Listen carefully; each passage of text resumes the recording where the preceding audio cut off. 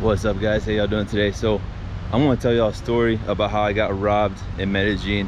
This was several years ago, probably like 3 or 4 years ago. This happened to me, and it was the only time I ever thought of leaving Colombia. But first of all, I'm walking through a park here, and check out all this green. It's so beautiful. I had a video up a long time ago I had a video that I made a long time ago.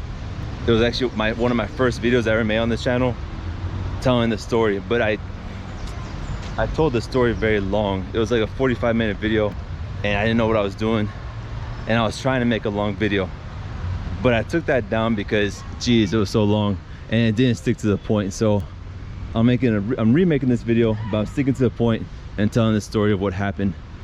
So stay tuned, don't go nowhere.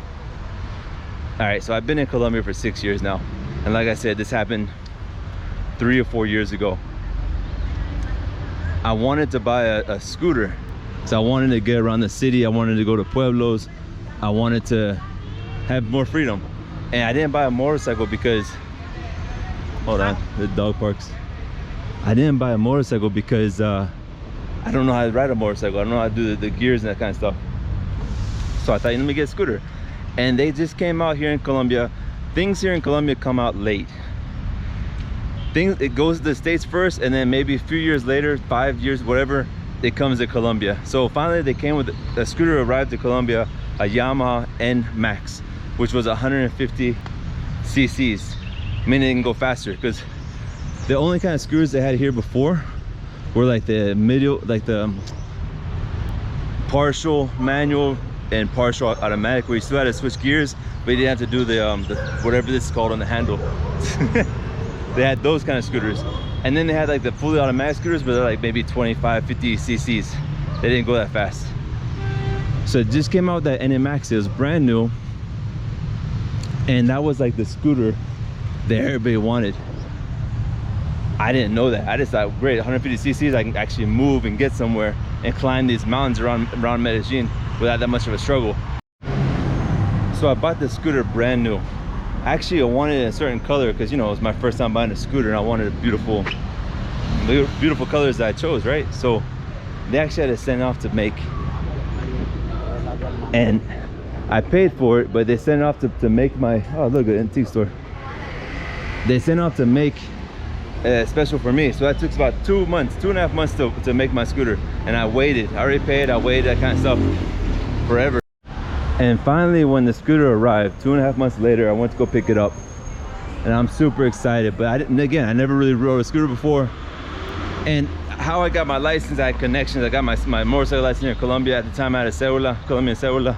So when you have a Colombian cédula, you need a driver's license.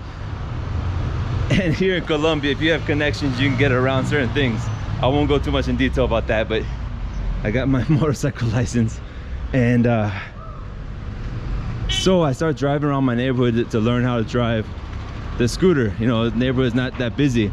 And then I started getting more confident and driving around the highway, that kind of stuff. And one day I said, you know what, I want to go practice Muay Thai. You know, I used to box when I was younger. I always wanted to learn Muay Thai. I know a little bit, but I wanted to train. And there's this one Muay Thai gym up in Las Palmas, which is up in the mountains, that is actually very famous. UFC fighters fly down here, or professional fighters fly down here to train with this guy. There was this one Colombian girl, I forget her name, but she made it to UFC from Medellin, and she trained with him. So I said, well, great, that's a good sign. I want to go train with this dude.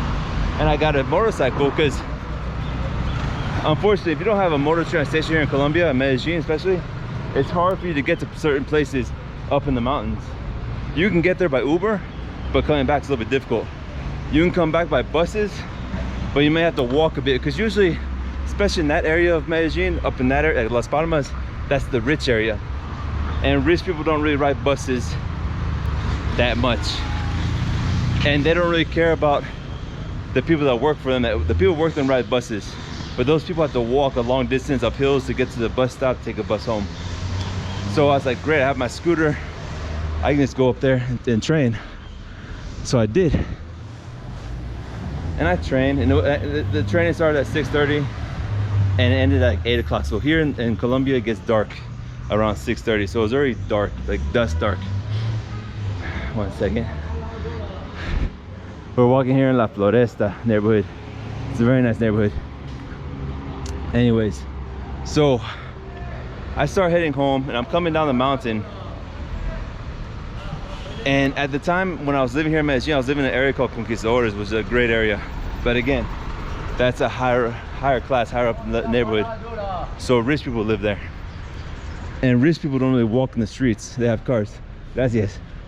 They have cars and all that good stuff. So, and especially at nighttime, it gets empty. Nobody walks.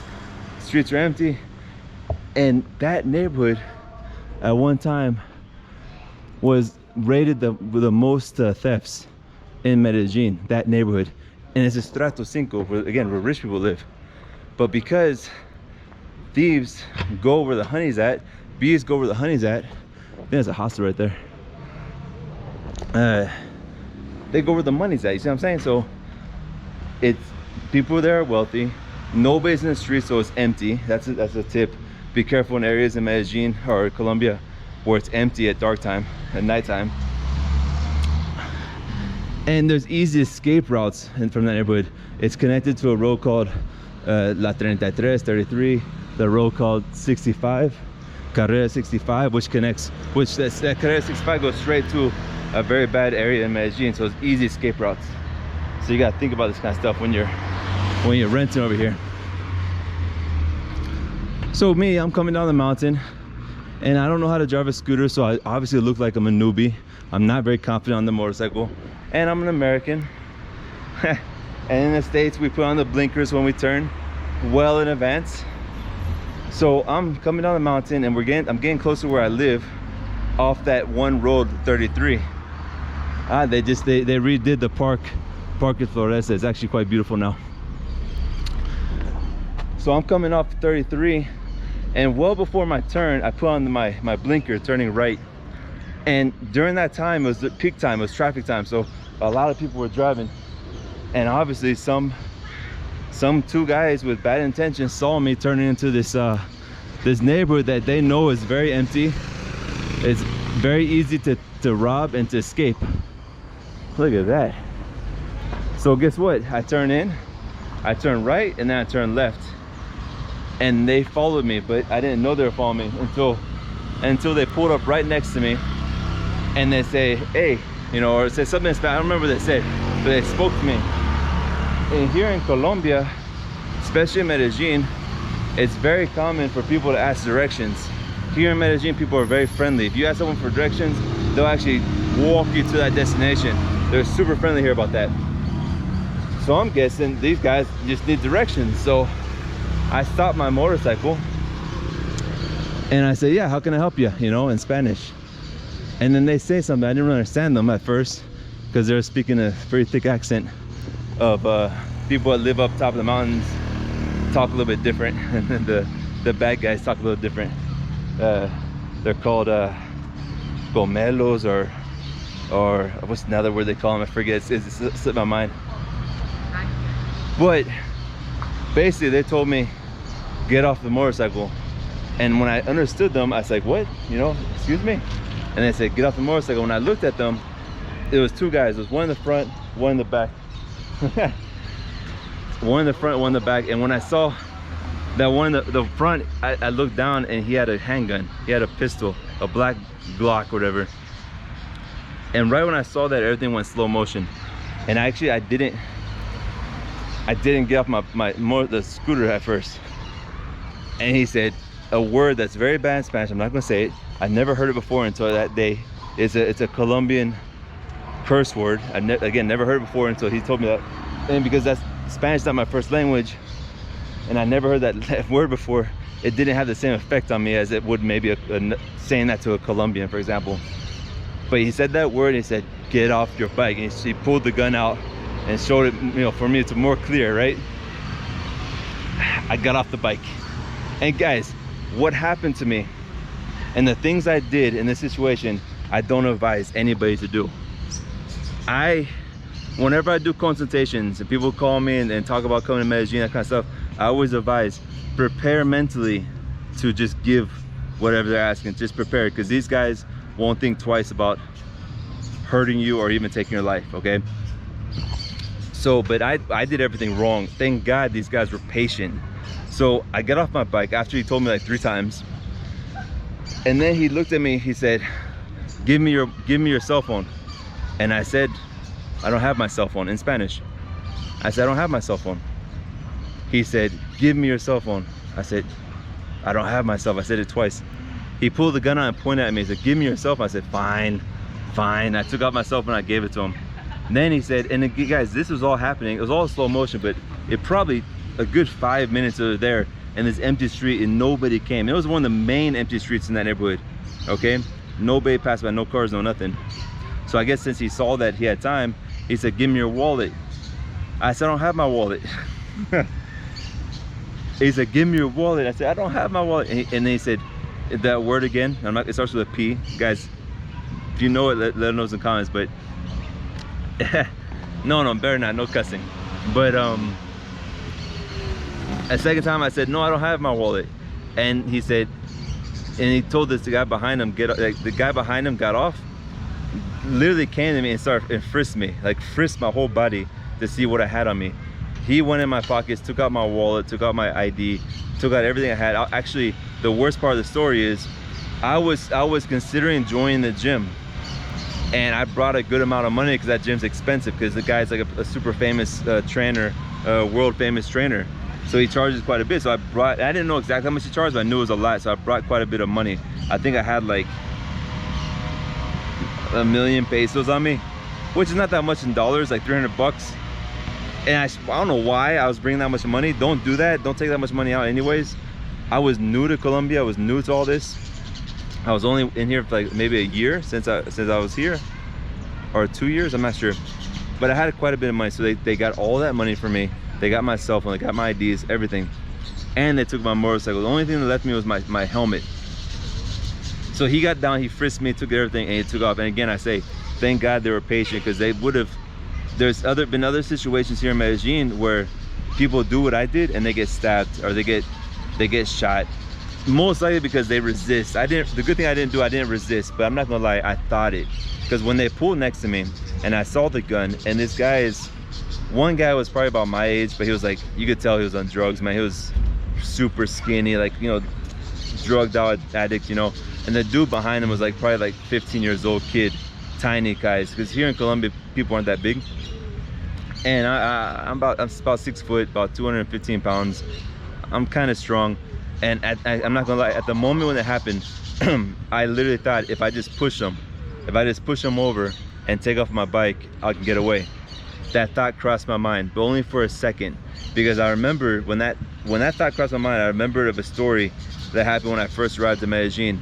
It was this like an Asian dude, I don't forget if it was from Japan or Korea, I can't remember where it's from. Unfortunately, he came to Medellin. Someone stole his backpack. Like the 2 guys on a motorcycle took his backpack off him, you know, with a gun, and then he chased them down, grabbed the backpack, and one of the motorcycles shot the dude in the head, and he died. And at that split moment when I was thinking this, that story, that memory came back to me of what happens to that foreigner that came here. And that's what stopped me from doing something stupid. Thank God I remember that, because I possibly wouldn't be here sitting here talking to you today if that happened to me. So they took off. I'm in the middle of the street. I felt the most empty I ever felt in my life. It was just like, everything just drained, man. I felt so bad. I cried. I'm man enough to admit that I cried. I didn't weep, but I was tears, you know. And I started walking with my helmet, and thankfully I was only a few blocks from my home. I was literally so close to my house. Started walking with my helmet, and I'm walking. I see this group of people, young people, sitting on the street, and I approached them. And I'm not crying at the time. I'm sad and I'm flustered. I'm kind of like shocked, like shell shocked. And I asked them, I said, hey, do you guys have a cell phone? At first they were like, whoa, who's this guy approaching us? You know, it's nighttime, empty street. They're like, they got on guard too.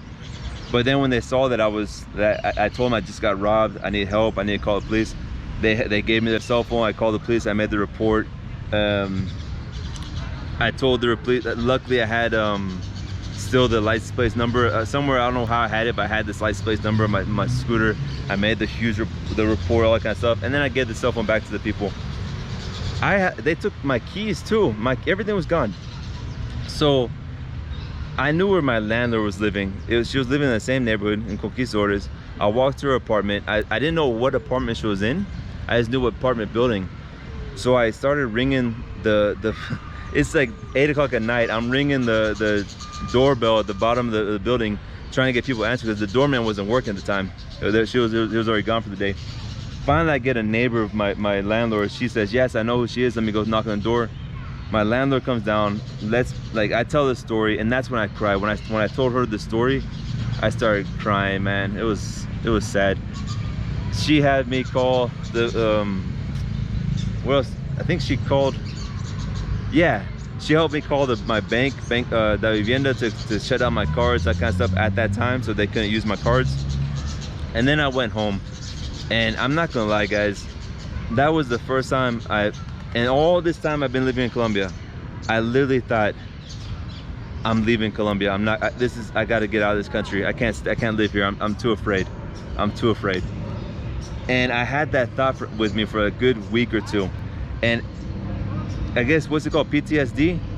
You know, it's not a slight PTSD, because when I would leave my apartment and I would hear a motorcycle, and guys, whoever's come to Colombia, Medellin, knows there's plenty of motorcycles here. But when I would hear the motorcycles like pull up on me, I would freeze up. I would freeze up, like, oh my God, you know. It was scary and it was bad. And like, people who've been through this, I feel for them, because I went through it. I understand what it means.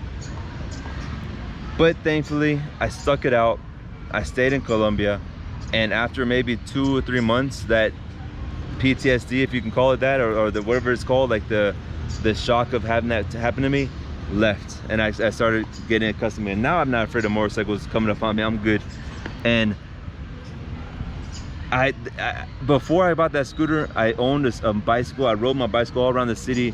I've walked everywhere. It was 3 years I was living before that happened. That's right, 3 years.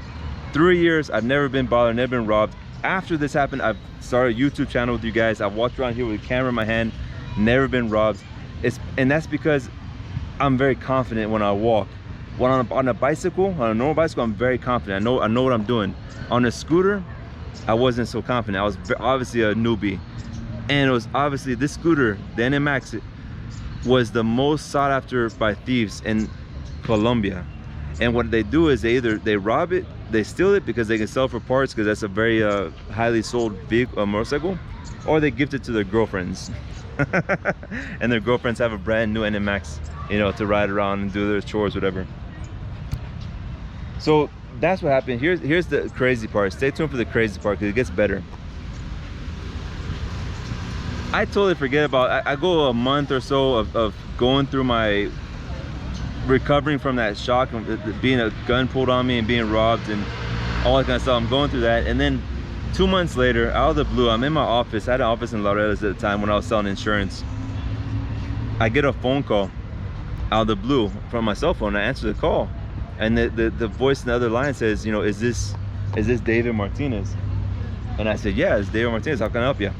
And he said, we found your motorcycle, we found your moto, your scooter, whatever. And I said, excuse me, I'm sorry. So this is this is a police officer, whatever. I forget what they say in Spanish. So basically, I'm an officer. I'm located in this neighborhood, and we found your scooter. And I said, really? I said, yes. When can you come get it? I said, well, shoot, maybe tomorrow. I can come out there tomorrow. And I was petrified to go out there, because this, like, they found it where the thieves live, and it wasn't a very safe area. So I got a taxi to go out there, and the area is called 12 de Octubre. 12 de Octubre, and 12 of October. That's the name of the area. And anybody who knows Medellin, they know that that's a very bad neighborhood, especially the higher up you go in the mountains. So I go to the police station, and I find out, I go see my motorcycle, and they show it to me, and I look, wow, it's in mint condition. Nothing's really wrong with it, you know. There's nothing wrong with it. And then he shows it to me, and he says, yeah, there's I was gonna walk, but I'm gonna stay here, sit and just talk to you guys. What's wrong with it, they broke this what's it called, the lock on the steering wheel. You know, like when you lock your steering wheel, there's a bar that locks it. That bar is broken. That was it. It was in mint condition. And I asked the cop, I said, well, what the heck, where'd you find it, what happened? And they told me the story that they were doing their patrol up high in the mountain of 12 October in the neighborhood. and they saw this brand new bicycle, scooter, and then maxed against the a fence right next to a soccer field, like a football field. And they were like, "What? This is not normal. This bike shouldn't be in this neighborhood. This nice bike shouldn't be here. It's most likely robbed, stolen."